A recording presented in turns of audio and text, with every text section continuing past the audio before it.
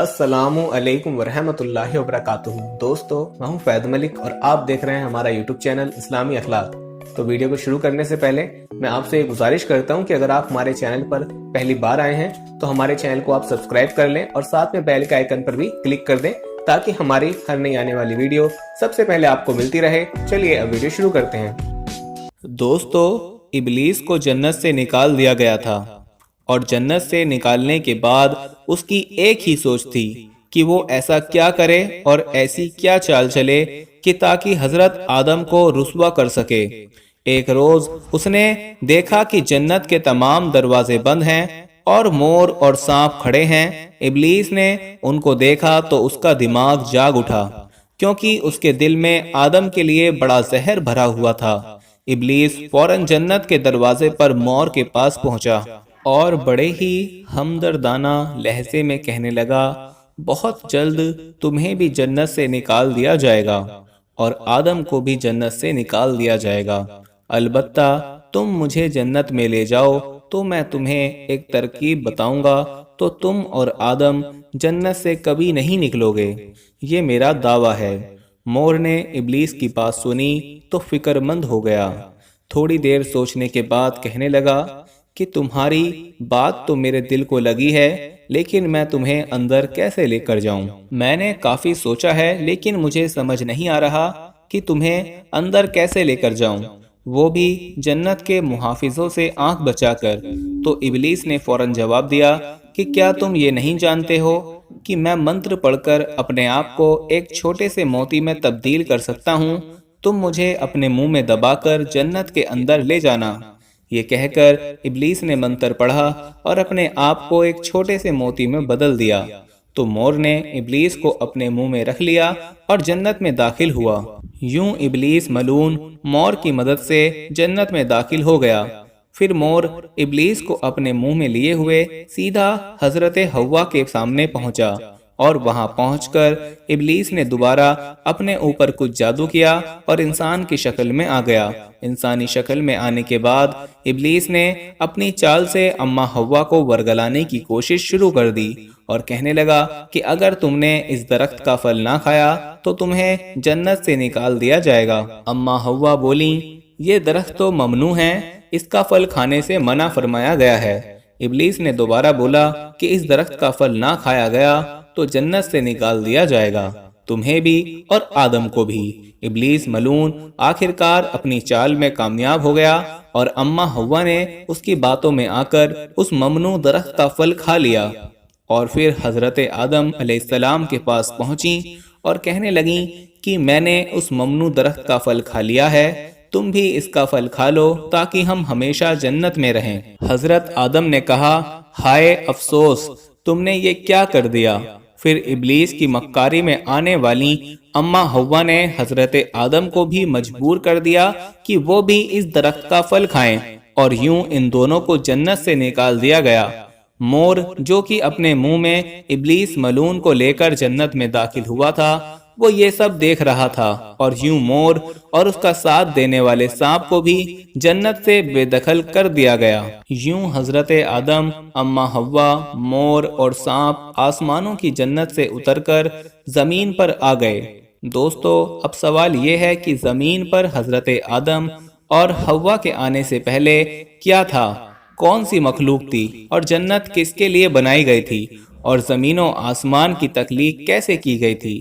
اس حوالے سے ہم آپ کو تفصیلات بتائیں گے، لیکن دوستو یہ سب بتانے سے پہلے ہم آپ کو یہ بھی بتانا چاہتے ہیں کہ ہمارے پاس بہت سارے ای میلز اور میسج آ رہے تھے کہ ہمیں شوگر کی دوائی بتائیے۔ تو اگر آپ کو شوگر کی بیماری ہے یا دھات کی بیماری ہے یا مردانہ طاقت سے ریلیٹڈ کوئی بھی بیماری ہے تو ہمارے پاس ان سب بیماریوں کی دوائی موجود ہے، جس سے آپ کی بیماری گارنٹی سے جڑ سے ختم ہو جائے گی۔ آپ کو صرف یہ دوائی ایک باری منگانی ہوگی، ایک بار سے ہی آپ کی دوائی سے آپ کی جو بیماری ہے وہ جڑ سے ختم ہو جائے گی انشاءاللہ۔ ہمارے جو عالم ہیں انہوں نے اس دوائی پر پڑھائی کی ہے، وظائف کیے ہیں۔ تو اگر آپ دوائی منگوانا چاہتے ہیں تو ہم کوریئر سے آپ کے پاس دوائی بھیج دیں گے۔ دوائی کے پرائس بھی زیادہ ہائی نہیں ہیں۔ دوائی منگوانے کے لیے آپ اسکرین پر دیے گئے نمبر پر واٹس ایپ کر کے دوائی آرڈر کر سکتے ہیں اور زیادہ جانکاری کے لیے آپ واٹس ایپ پر میسج کریں۔ دوستو یاد رہے جو پھل ممنوع تھا اس کے بارے میں کہا جاتا ہے کہ وہ گندم تھا، یعنی کہ گیہوں تھا، اور اسی گیہوں کو انسان کی خوراک بنا دیا گیا، اور اسی گیہوں کی انسان کو زمین پر طلب رہتی ہے۔ اور جہاں تک بات ہے مور کی، تو مور آج بھی ایک دل فریب پرندہ ہے کہ جو بھی اس کی چمک دھمک پر مگن ہوتا ہے تو وہ سب بھول جاتا ہے، جیسا کہ اماں حوا کو ابلیس نے مور کے ساتھ مل کر بلایا تھا۔ یاد رہے کہ آدم، حوا اور مور اور سانپ کو ایک ساتھ زمین پر اتارا گیا تھا، اور اس وقت یہ زمین بچھی ہوئی تھی، لیکن سوال یہ ہے کہ زمین پر پہلے کیا تھا؟ تو یاد رہے کہ اللہ تعالیٰ ارشاد فرماتا ہے کہ ہم نے زمین و آسمان کو 6 دنوں میں تخلیق کیا ہے، اور ایک جگہ ارشاد فرمایا ہے کہ زمین پر پہلے کچھ بھی نہیں تھا سوائے پانی کے۔ تو دوستو معلوم ہوا کہ اس زمین پر پہلے پانی کے علاوہ کچھ بھی نہیں تھا، اس زمین پر پانی ہی پانی تھا، اور پھر اللہ تعالیٰ نے اس پانی پر زمین کو بچھایا۔ اور ایک جگہ یہ بات بھی ملتی ہے کہ جب پانی پر اللہ تعالیٰ نے زمین بچھائی تو یہ زمین ہل رہی تھی، تو اللہ تعالیٰ نے اس زمین کے اوپر پہاڑوں کو گاڑ دیا جس سے یہ زمین ٹک گئی۔ دوستو یاد رہے کہ پانی ہی وہ چیز ہے جس سے اللہ تعالیٰ نے مختلف قسم کی مخلوقات کو پیدا فرمایا، اور پانی کو اللہ نے زندگی کی بنیاد بنایا۔ اور کہتے ہیں کہ آدم سے پہلے آسمان بھی نہ تھے، اور اللہ تعالیٰ نے صرف 2 دنوں میں 7 آسمانوں کو بنایا۔ ان آسمانوں کی جگہ پر دھواں ہی دھواں تھا، کچھ بھی نہ تھا، ہر طرف دھواں ہی دھواں تھا، اور پھر اللہ تعالیٰ نے دھویں سے آسمان بنائے، اور صرف 2 دنوں میں اللہ تعالیٰ نے 7 آسمان تخلیق فرمائے۔ اور جب آسمان دنیا اللہ تعالیٰ نے بنائی تو اللہ تعالیٰ فرماتا ہے کہ اس میں ہم نے ستاروں کے مانند چراغ روشن کر دیے، یعنی آسمانی دنیا میں اللہ تعالیٰ نے ستارے پیدا فرمائے جو رات کو چمکتے ہیں۔ یاد رہے کہ اللہ تعالیٰ نے 4 دنوں میں زمین اور اس کا سارا نظام بنایا۔ یہ پہاڑ، یہ جنگل، دریا اور سمندر، یہ صحرا اور میدان، یہ سب اللہ تعالیٰ نے اپنے حکم سے صرف 4 دنوں میں تخلیق کیا۔ اور پھر اللہ نے آسمانوں سے بارش برسائی، اور اپنے حکم سے زمین کے اوپر طرح طرح کے درخت، پودے اور سبزہ اگا دیے۔ دوستو معلوم ہوا کہ جب آدم نہ تھے تو تب بھی یہ کائنات تھی۔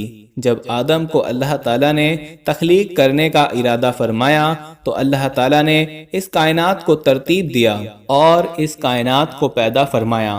اور جب آدم علیہ السلام کو پیدا فرمایا تو اللہ تعالیٰ نے پہلے تو ان کو جنت میں رکھا، اور پھر ابلیس ملعون کی مکر کی وجہ سے حضرت آدم کو جنت سے نکالنا پڑا، تو اللہ تعالیٰ نے ان کو اس زمین کے اوپر بھیجا، اور یہی اللہ کی منشا تھی۔ یہاں آپ کو یہ بتاتے چلیں کہ روایات میں یہ بات ملتی ہے کہ یمن سے کچھ لوگ حضور اقدس صلی اللہ تعالیٰ علیہ وسلم کی خدمت میں دین سیکھنے کے لیے حاضر ہوئے، تو انہوں نے یہ سوال کیا کہ یہ کائنات کیسے پیدا ہوئی؟ تو آپ صلی اللہ تعالیٰ علیہ وسلم نے فرمایا کہ جب یہ کائنات موجود نہ تھی تو تب بھی اللہ کی ذات موجود تھی، اور اللہ کا عرش پانی پر تھا۔ اس کے بعد اللہ تعالیٰ نے آسمانوں اور زمینوں کو پیدا فرمایا اور لوح محفوظ میں ہر چیز کو لکھ دیا۔ دوستو یاد رہے کہ اللہ تعالیٰ کی ذات موجود تھی، موجود ہے اور موجود رہے گی، اور تمام جہانوں کو پیدا کرنے والی ذات اللہ ہی کی ہے۔ زمینوں کو، آسمانوں کو پیدا کرنے والی ذات اللہ ہی ہے۔ جنت اور دوزخ کو بھی پیدا کرنے والی ذات اللہ ہی کی ہے۔ اللہ تعالیٰ کی مخلوقات کہاں کہاں ہیں اور کیسی کیسی مخلوقات ہے، یہ اللہ ہی جانتا ہے۔ اللہ تعالیٰ کی قدرت بھی وسیع ہے اور اللہ تعالیٰ کا علم بھی وسیع ہے، اور انسان کی عقل بہت محدود ہے۔ انسان صرف اتنا ہی جانتا ہے جتنا اللہ نے اس کو علم دیا ہے، اور اس سے زیادہ کچھ نہیں جانتا۔ اللہ تعالیٰ بہتر علم رکھتا ہے اور حکمتوں والا ہے۔ دوستو ہماری آج کی یہ ویڈیو آپ کو کیسی لگی؟ آپ نے ہمیں کمنٹ کر کے ضرور بتانا ہے، اور اس ویڈیو کو اپنے دوستوں کے ساتھ زیادہ سے زیادہ شیئر بھی کریں اور لائک بھی ضرور کریں، تاکہ ہماری حوصلہ افزائی ہو اور ہم آپ کے لیے ایسی ویڈیوز لاتے رہیں۔ اب ملتے ہیں اپنی اگلی ویڈیو میں، تب تک کے لیے مجھے اجازت دیجیے، فی امان اللہ۔